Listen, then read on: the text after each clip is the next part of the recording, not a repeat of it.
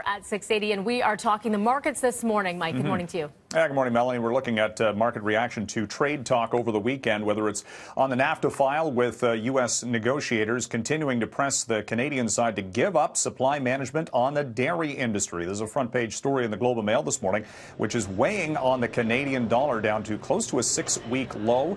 And Canadian markets have been struggling a little bit here as well under the weight of trade talks. The TSX has been down 6 days in a row coming in. Wall Street, meantime, sort of shrugging away the latest talk from Trump about the idea of raising tariffs on China on an additional $260 billion worth of items. Ironically, the Chinese trade data in this morning shows a widening trade surplus from China to the U.S. to $31 billion in August, and that is despite all of the tariffs that have been imposed on Chinese exports.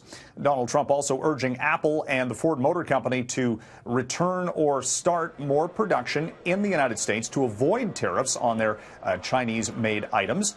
The Ford Motor Company saying, yeah, no, we're not going to build cars in the United States. We've already said that. We're thinking about doing it in China, but those cars probably won't even be sold in the United States if they do. And Apple has a big event, of course, coming up this Wednesday, revealing new upgraded iPhones, iPods, and touchscreens and what have you. And Apple, of course, the world's most valuable company, again, despite various trade issues. Major management shakeup at one of the biggest media companies in the United States over the weekend. Les Moonves, the longtime CEO of CBS, stepping down amid more allegations of sexual harassment and a big change at the board of director level at that company. 6 board members gone on a shakeup by the Redstone family. So we'll track CBS shares today for any market reaction to that. And cryptocurrencies continuing their collapse in early trade this morning. Roger, good morning. We're looking at Ethereum, which is the Canadian cryptocurrency, down 10%, and that entire market has lost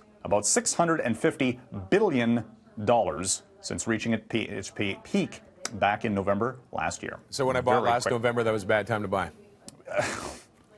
Your guess is as good as mine on that one. Yeah, I'm going to stay away from it. If I had a nickel for every person who's ever asked me that, I'd be a very rich man. Yeah, you would be. All right, Mike. Thank you very much, sir. Thank you. Come on.